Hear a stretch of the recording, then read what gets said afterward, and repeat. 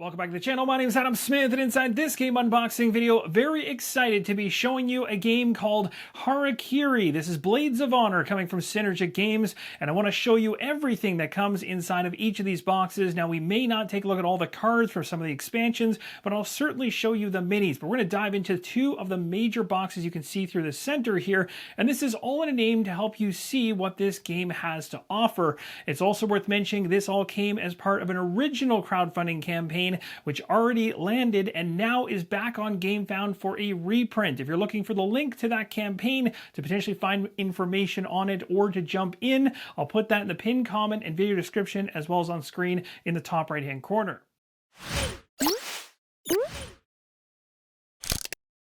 We'll be going through these four boxes together, starting with the Blades of Honor box that houses all the main game components, and then we'll follow that up with the Emperor's Legacy box up top, which houses all the miniatures. We'll take an up-close look at all those as well. We'll also check out two expansions. Wrath of the Gods, we'll be taking a look at the miniatures throughout. The rest I'll keep secret for you to discover as you dive into the game yourself.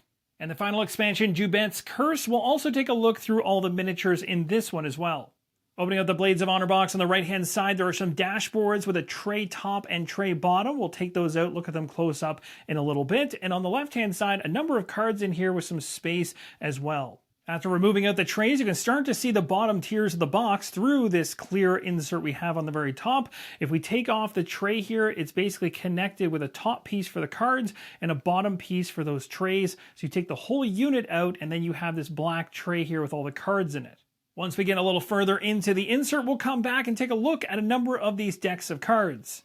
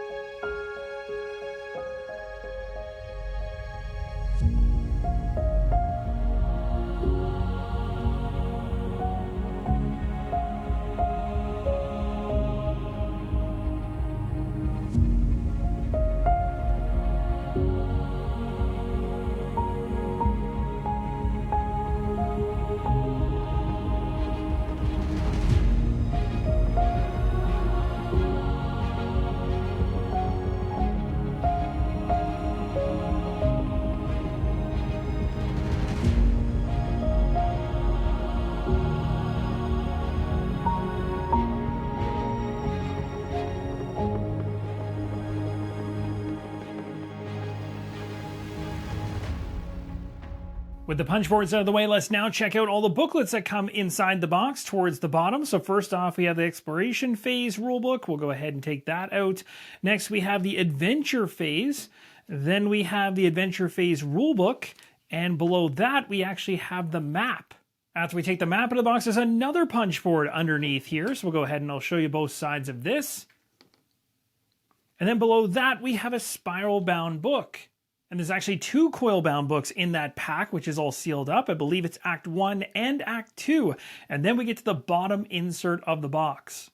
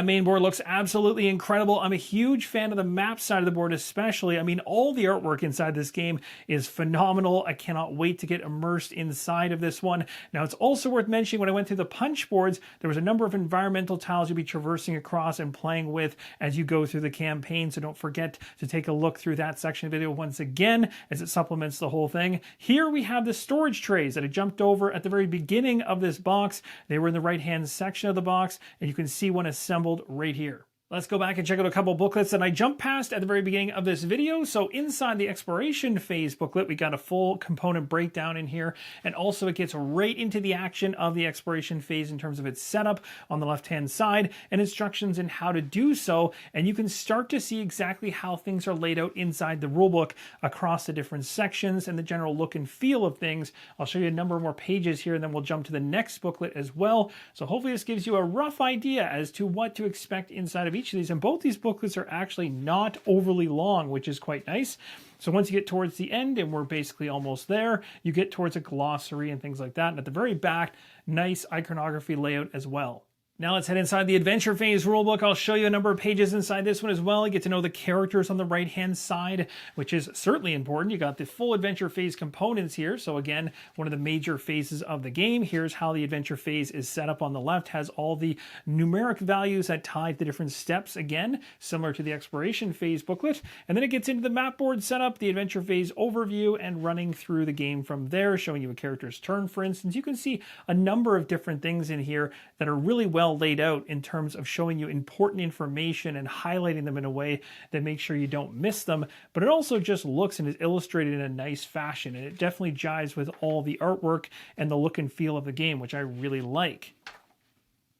So you can leverage both the rulebooks as you play through the game, but you also have this reference one here as well for the adventure phase on one side and flipping it over to the opposite side, the exploration phase. Next up, we have the Act Books 1 and 2. These are coil bound, which is great to see because, well, as you go through gameplay and you'll be using these heavily, it's always nice to have things flowing in a smooth way, no glue to deal with on these books. Let's go ahead and take a look at the first few pages of Act number 1. Right from the very beginning, it shows you how to use this book, which is certainly a page you'll want to read as you get into the experience. Then it shows you how to set up the phases we just talked about earlier, adventure and exploration. And then it talks about when we consult certain sections of the book. And we can continue on through this to start to see how things are laid out. You got some nice texture on the right-hand side. And then it continues into the narrative side of the equation, as you expect, getting into chapter 1 in the adventure phase and continuing on from there. You start to see mentions that tie back to the map itself, phase setup, the sections. It looks really nice. And as it goes through, and this is insanely thick, by the way, like as you go through this thing, there is a ton of pages in this one Act 1 book. The Act 2 is the exact same size, it looks like, just eyeballing it. I'm really impressed by how much is stored in both these books. That's going to do it for all the major components inside the Blades of Honor box. Now let's focus on the cards. I'll show you a number of them up close.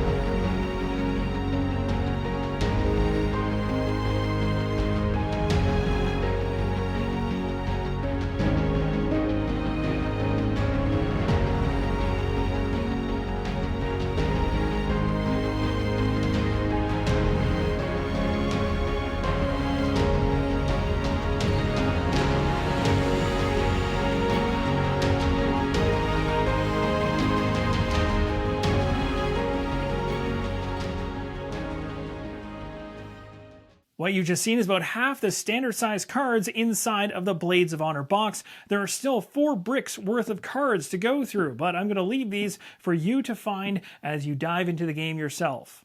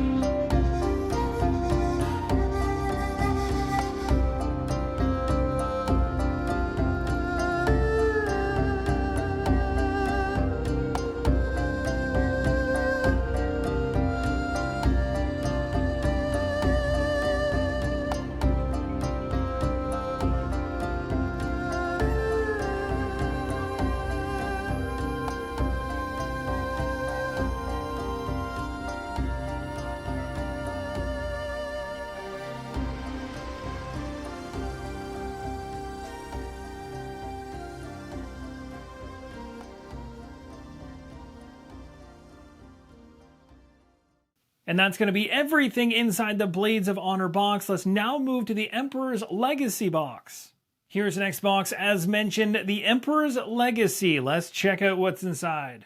As I mentioned, all the miniatures found inside the box, along with a number of other game components down here, like dice and some other things we'll take an up-close look at in just a moment. It is worth mentioning that this is the sun-dropped version, so in other words, these have all been shaded to push out even more detail from the miniature rather than what comes typical. So if you want to get that, you can actually check that out on the Game Found campaign as well, but this should give you a great idea as to how well that works on these minis.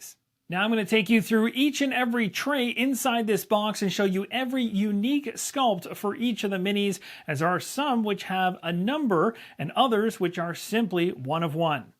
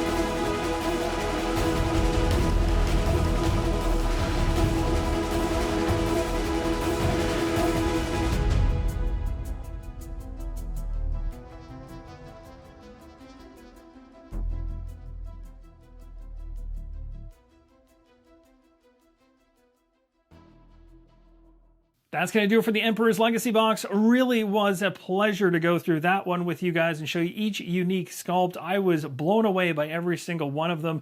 It's actually been quite some time that every single mini I've been pulling out of the box was just kind of mind-blowing in terms of how good it looked. The Sun Drop obviously added another level to the mini, making them look even better, but I think the sculpts just in and of themselves are awesome. So if you're a painter and you don't want to go the Sun Drop route, you also have the availability to paint these minis fully, which would be quite an incredible experience if you are right into that scene. Now, there's also a tray at the bottom of this box. You can see here, it does have a lid, which I've already removed, but allows you to store some additional components. And if I'm not mistaken, those will likely come from the Blades of Honor box, or maybe somewhere else with the expansions. You can let me know how off I am down below, but this is some additional storage there at the bottom of this, so it isn't just all miniatures. You have this tray as well. That's going to do it for the Blades of Honor box, and now the Emperor's Legacy box. The only two left to go through are expansion boxes, and as I mentioned, I'm just going to be showing the unique sculpts of miniatures that come inside of those boxes. I'm not going to show any game components inside of each of those, as I want you to discover those when you actually dig in for yourself. Here are the two boxes we're about to go through. Again, we'll focus on the miniatures, starting with this one.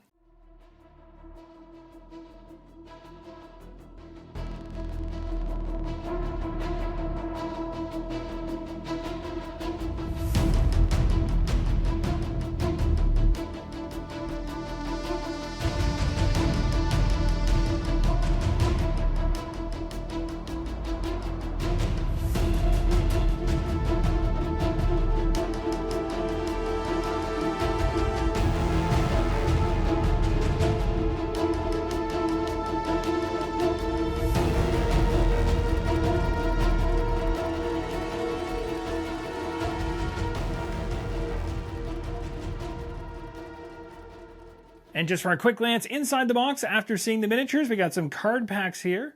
There's also 3 locked up boxes inside of this one, which state do not open, so I'm not going to touch those. That's something you can discover. Last but not least, inside the box, there's another punch board, as well as an envelope, which is marked Do Not Open, and then you have the coil-bound book, quite thick itself, to go with this. Here's a look inside the box for Wrath of the Gods. A number of packs of cards in here, 1, 2, and 3, and then some smaller size cards in here, a few packs of those. And then below all of this, we have a tray of miniatures. I'll take you through each and every one of those unique sculpts.